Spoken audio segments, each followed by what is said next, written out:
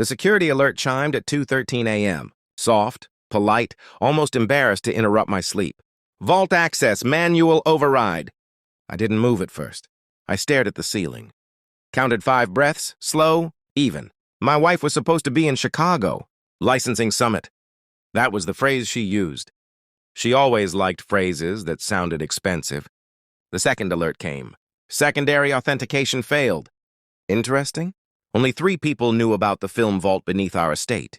Me, her, and the architect who signed an NDA thick enough to choke on. The vault didn't just hold rare reels and unreleased masters. It held leverage. Original studios would pay fortunes to suppress. $50,000 could be made in one quiet transfer. I opened the live feed. There she was.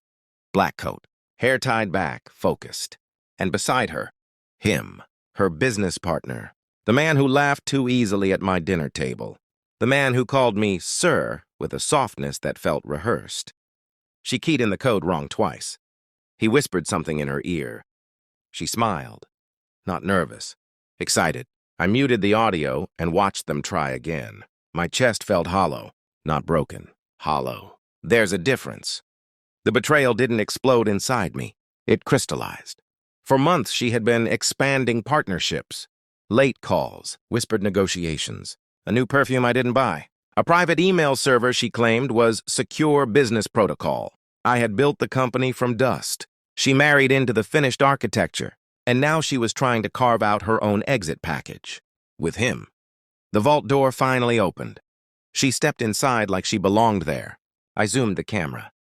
He pulled out a small metallic case from his bag. No gloves, amateur. He thought this was a clever heist. Quick extraction. Sell a reel to a rival collector. $50,000 cash wired through an offshore shell. Petty. What hurt wasn't the money. It was the rehearsal. The coordination. The way she touched his wrist when he grew impatient. That wasn't business. That was intimacy born from conspiracy. I leaned back in my chair. No shouting. No calling. I let them work. Because truth is most honest when it believes it's unseen. They left 27 minutes later. She returned to our bedroom at 4:02 a.m., slipped into bed and pressed her cold feet against my leg. Flight was exhausting, she murmured. I kept my breathing steady. Of course, I whispered. And I decided. If she wanted to steal from me, I would let her. The next morning, I transferred 3 reels from the main, vault into the secondary compartment. Not the originals. Copies. Inside each canister, I placed something else. Tiny squares of treated paper. Fake CIA microdots, designed to look classified, government-encoded, black market desirable, worth far more than film, at least to someone greedy and underinformed. I also installed a new camera inside the vault, hidden behind the temperature regulator. High resolution, wide angle. Then I waited. I didn't accuse her. I cooked dinner. I asked about Chicago. She lied beautifully. 2 nights later, the alert chimed again. This time I watched live. She brought him back. More confident now, he carried a portable scanner, probably to authenticate the reel's watermark. He opened the canister, paused. Confusion. What is this? He whispered. She leaned closer.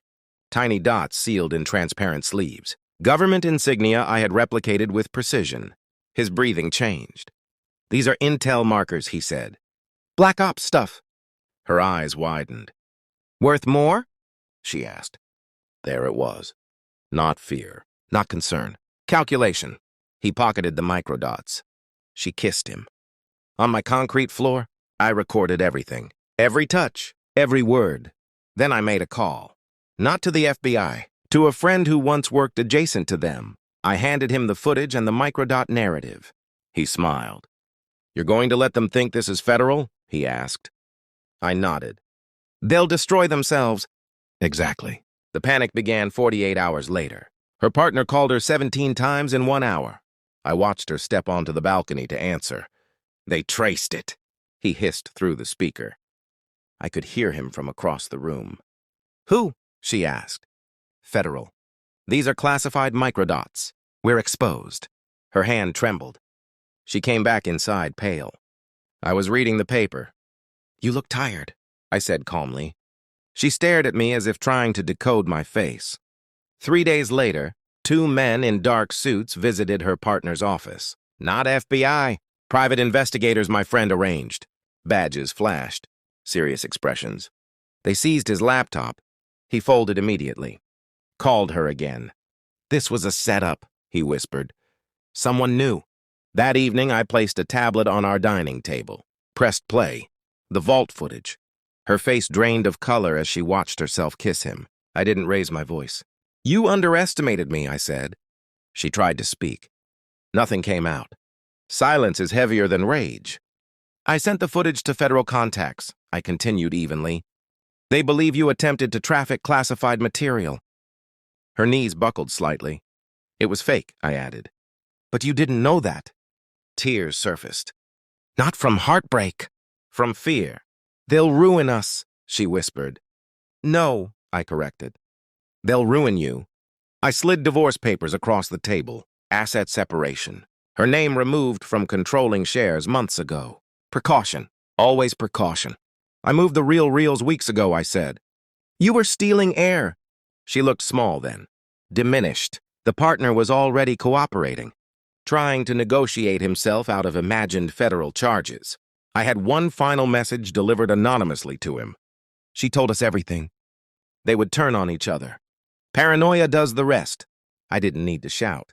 I had already won. A week later, my phone rang during Thanksgiving preparations. My daughter-in-law's voice was sharp. If you want to join dinner, come wash the dishes. Entitlement disguised as humor. I looked around my villa in Switzerland. Glass walls. Lake reflecting winter light. Peace purchased with clarity. Enjoy, I replied. I sent her a photo of the view. The phone rang again. And again. 71 times. Greed has a recognizable ringtone. I muted it. My wife signed the papers quietly.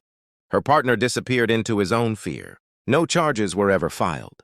Because there was nothing real to charge. Only their intentions. And intentions are enough. I walk alone now. Not wounded. Not angry. Just aware. Trust is a vault. And once someone tries to break in, you don't repair the lock. You replace the entire structure. I didn't crush her. She collapsed under the weight of her own hunger. I simply stepped aside.